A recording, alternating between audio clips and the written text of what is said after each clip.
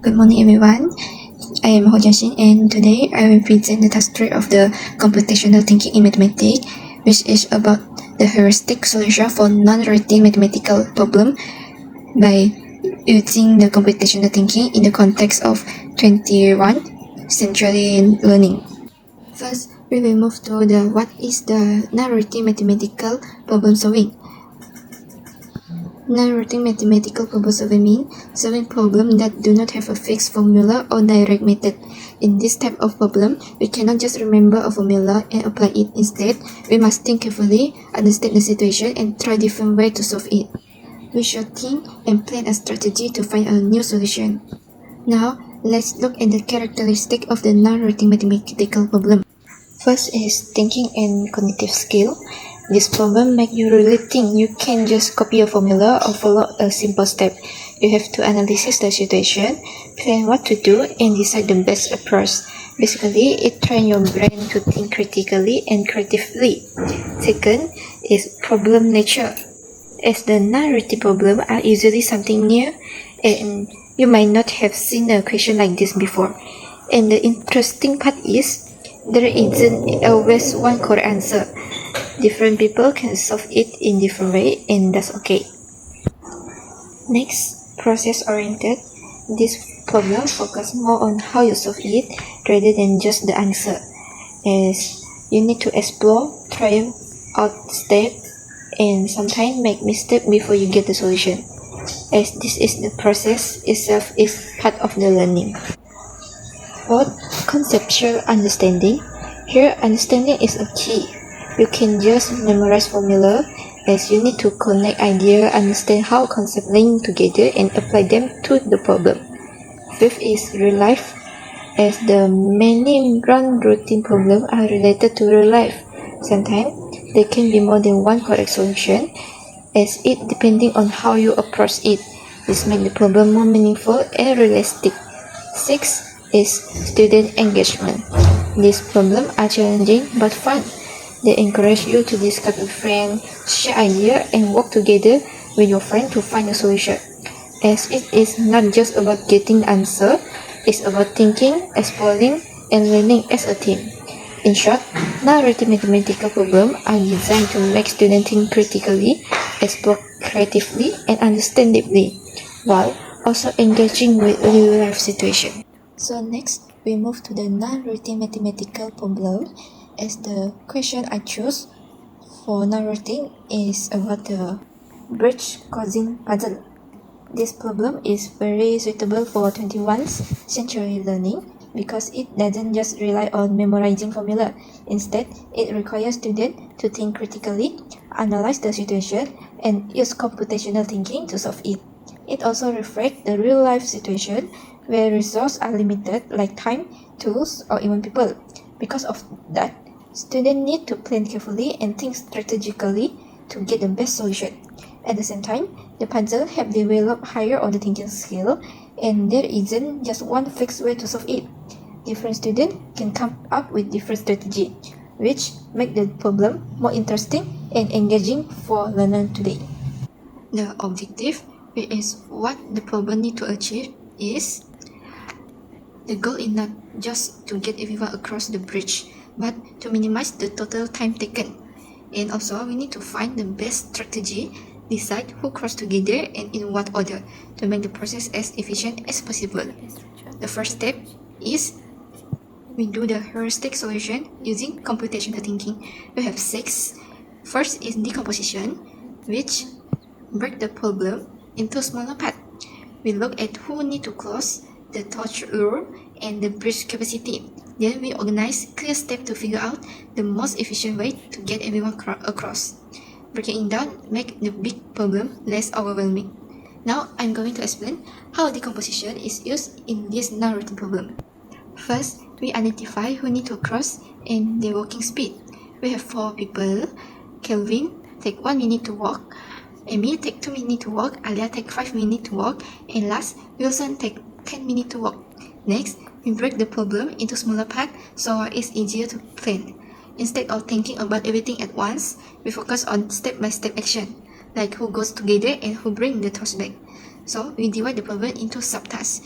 We divide it to 4 subtasks. Subtask 1, we send 2 people across. We choose the best pair based on their speed. This step is to make sure as the speed is fast as possible. Subtask 2 is one person should return with the task, so we decide who should come back. And usually, in this situation, we choose the fastest person to minimize the time. So we move to the subtask 3, is send the next 2 person. Now, we can only focus on the remaining people. Again, we choose the combination that help reduce total time. Subtask 4, repeat the process. So we continue this pattern until everyone has crossed the bridge. So basically, the whole process becomes a repeating cycle. As it send 2 people across, send 1 person back, and repeat until all have crossed. And it is important because by using the decomposition, the problem becomes clear and structured instead of confusing or guessing what the next step is. Now we move to the pattern recognition. In pattern recognition, we look for the repeated structure in the problem. First, I noticed that the crossing time always depends on the slower person. Then I identify 2 groups, which is the fast people and the slow people. The fast people are useful for returning the touch, while the slow one should cross as few times as possible, as the slow individual increase the total time. And also I noticed that the process follow a repeated cycle, which is 2 people cross and 1 person return and repeat and repeat. This creates a forward and backward pattern. At the same time, we notice that after 2 people cross, someone must bring the toss back. So to save the time, it is usually better to send the fastest person back because they take the least time. Another important pattern is the slowest person strategy. We realize that the slowest people should cross together instead of separately. This helps to reduce the total time because we avoid repeating the longest crossing time multiple times. So we should reduce the slow movement and maximize the fast movement. So that is the pattern recognition. Next, we move to the abstraction. Here, we focus on the important detail and ignore the unnecessary detail, as the key info is speed of each person, bridge limit, and torch rule. We don't get distracted by non-important details, so we can concentrate on what actually affects total time. So, abstraction is what abstraction means. We focus only on the important. I explained that before. And first, the step is we identify the important information. In this problem, the important details are the closing time, which is Kelvin, Amy, Alia, and Wilson have a closing time of 1 minute, 2 minutes, 5 minutes, and 10 minutes. And the second rule is only 2 people can cross at one time. Every time the people cross, the toss is required and someone must bring it back so the remaining people can cross the bridge. Also, the closing time depends on the slow person, and the goal is to minimize the total time. Next, after we define and know what is the important information, we need to ignore the unnecessary information. For example, things like name, physical strength, emotion, or personal preference that do not affect the solution. So, we need to remove all this and focus only on what really matters, which is the time and rule. After that, we simplify the problem. We can convert everything into number and rules. For example, 1, 2, 5, and 10 minutes. Maximum is 2 people per crossing. 1 people must return the toss and it must be the fastest person. And goal, which is the important rule, is to minimize the total time. Use the shorter time to cross the bridge. Then we focus on decision making. We ask the question like which pair should cross first, who should return with the touch, and how can we reduce the time for the slowest people. That's all for abstraction. Next, we move to algorithm. This is we need to create a step-by-step procedure to solve the problem. We need to decide who cross together and in what order. Each step is logical and which ensure the solution is systematic and organized. So how can we start? First, we need to using the pattern we identified earlier. We apply a slow pace strategy to minimize the total time. So we can use the shorter time to cross the bridge. Step 1. The fastest people is Kelvin and Amy. So Kelvin and Amy cross together. So the total time now is 2 minutes. Step 2. We choose the fastest person. Between the two people, the fastest person is Kelvin. So Kelvin need to return with the torch. So the time taken only need 1 minute. Step 3.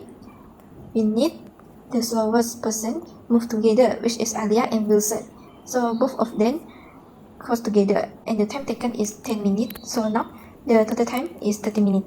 Step 4 is one person should return with the touch.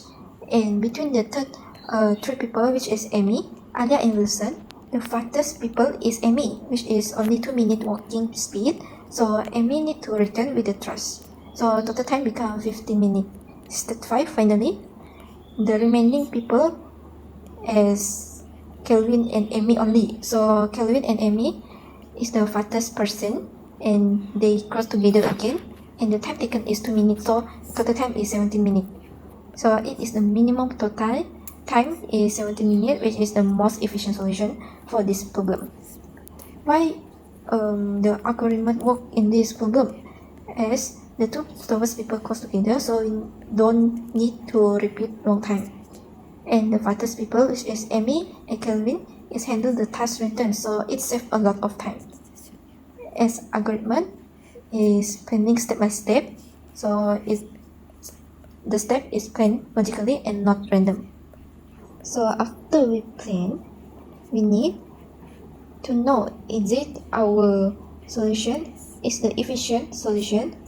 In logical reasoning and evaluation, I justify every decision in the algorithm. First, I compare two strategies and I calculate the total closing time. This step is to make sure our solution is correct, efficient, and based on reasoning, not just guesswork. As the first strategy is the slower person move together. The second strategy is the slower person cross multiple times, which is cross separately. If we use the slowest person move separately, the fastest person is keep returning the touch. This method is not efficient. Why? Because the slower person, especially the 10-minute person, will need to cross multiple times as it will increase a lot of total time. So instead of if we choose the move the slower person together, which is the Amy and the 10-minute. No, if we choose the slower person which cross together, we only need to calculate one time the slowest time.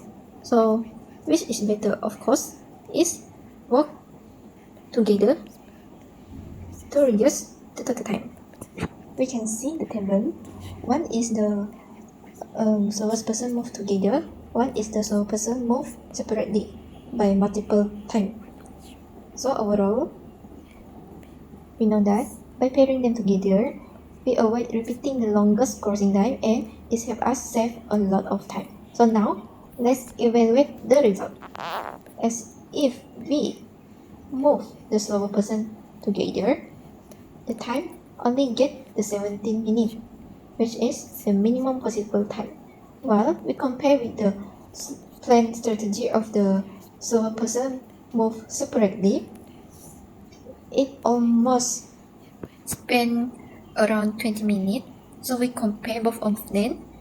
We actually save about 3 minutes if we move together. If we let the slower people move together. Even though we add a small extra return step, which is the fastest people return the touch, but the overall time is still more efficient. So this shows the best solution is not always most obvious one. We need to compare different strategies. We need to let the two slowest people move together or let the two slowest people move separately. We compare the two strategies and think carefully and evaluate is the result is efficient or not before decide the final answer. In conclusion, this logical reasoning help us to justify why our solution works, and evaluation help us prove that it is the most efficient strategy. S is the all-heuristic solution using computational thinking. After we see the heuristic solution using the computational thinking in our non-routine mathematical problem, we will think about what is the relationship between the computational thinking and non-routine problem solving. Why it have relationship? What is the relationship between them? As the computational thinking support non-routine problem solving by making it systematic through step-by-step planning, meaningful through understanding while not memorizing, efficient through the pattern recognition and strategy. At the same time, heuristic allows students to explore different solutions, learn from mistakes, gain new insight and deeper understanding. So, computational thinking provides the structure, while heuristic provides the exploration and discovery for students to know more about and increase their knowledge. So, non-routine problems are easily complex and do not have a fixed method. So, we need computational thinking to guide us in solving them step by step. We move to the first relationship, which is decomposition. First, decomposition helps us break a complex problem into smaller, manageable parts. This makes the problem easier to understand and less overwhelming. Instead of trying to solve everything at once, we can focus on one part at a time. It also helps students to see the structure clearly and understand how different parts are connected. Second is pattern recognition, which help us to identify the similarity or repeated strategy. By recognizing pattern, students can apply what they already know to new situation. It also helps them to discover hidden relationships in the problem and choose more effective strategy. This makes problem solving faster and more efficient instead of guessing randomly. Third is abstraction, which helps us to focus only on important and ignore unnecessary detail. So it prevents the information overload, and students can concentrate on key factors, making the problem clear and easier to analyze. It also supports better decision making because we understand what the information really matters. Next, we move to the algorithmic. First, algorithmic thinking helps us to create a clear step-by-step plan to solve the problem. We only need to follow the structure and the logical step, which make the solution easy to understand and explain. It also helps students organize their thinking so every step has a clear purpose. Because of this, the solution becomes more consistent and accurate. At the same time, students learn the importance of sequence and order. If the steps are arranged correctly, the solution becomes more efficient. Another best is once we have a good method, it can be improved and reused for similar problems in the future. Last is logically and evaluation. Logical reasoning and evaluation help students think carefully before making decisions. Students will analyze each option instead of simply choosing randomly. This helps them avoid the mistake and caused by wrong assumption. While logical reasoning helps to ensure every step makes sense and students understand what the choice they make. So if the evaluation, students can compare different strategies and decide which one is the most effective. And actually, this problem, which is the bridge problem, is demonstrate the higher order thinking and 21st century skill. Why? Because first, I analyze the problem to identify constraint, time, and key rule. Then I evaluate different strategy and use calculation to justify the optimal solution. I apply computational thinking, which is break the problem until the logical reasoning to evaluate the decision. So the process encourage creative thinking as I combine strategy to minimize the total time. It also have the heuristic lead, where heuristic is the step-by-step strategy. A heuristic is the rule of thumb or strategy to guide problem solving when there is no standard formula.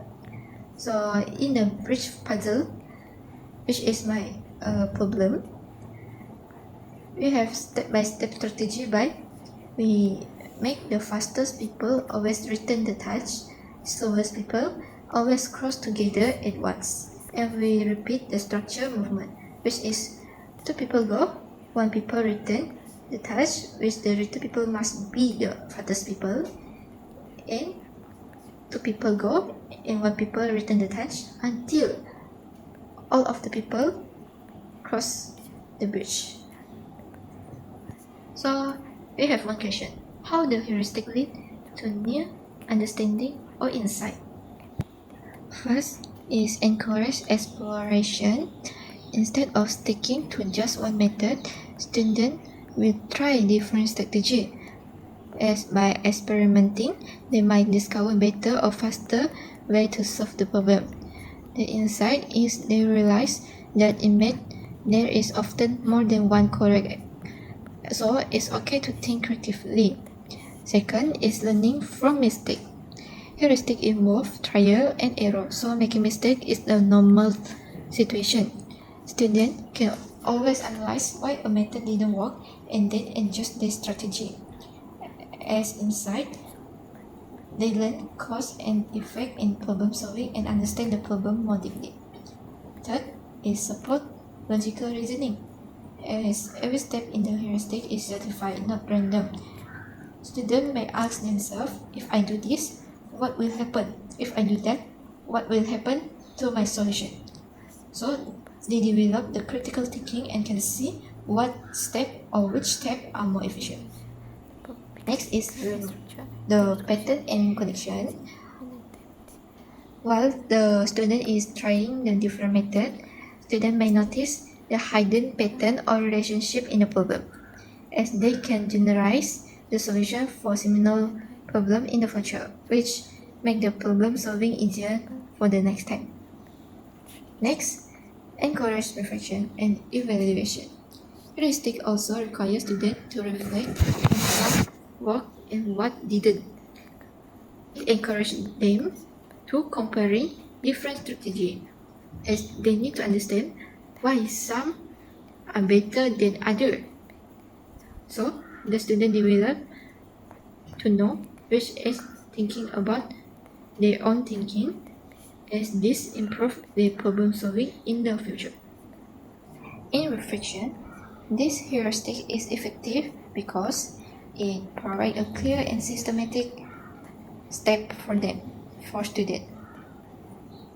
However, it may require more time for students to think and analyze and compare two routine problems. But overall, it is very valuable because it develops critical thinking, creativity, and real-world problem-solving skill. So, the heuristic not only solve the problem but also generate the new understanding about resource allocation, pattern recognition, abstraction, and evidence-based decision-making, showing how non-routine problem solving creates meaningful, transferable knowledge. In conclusion, computational thinking is very important in helping students solve non-routine mathematical problems, especially in today's, which is the 21st century learning. These problems are not just about memorizing formula, as they need to think deeply, analyze situation, and make the smart decision. That's all from me. Thank you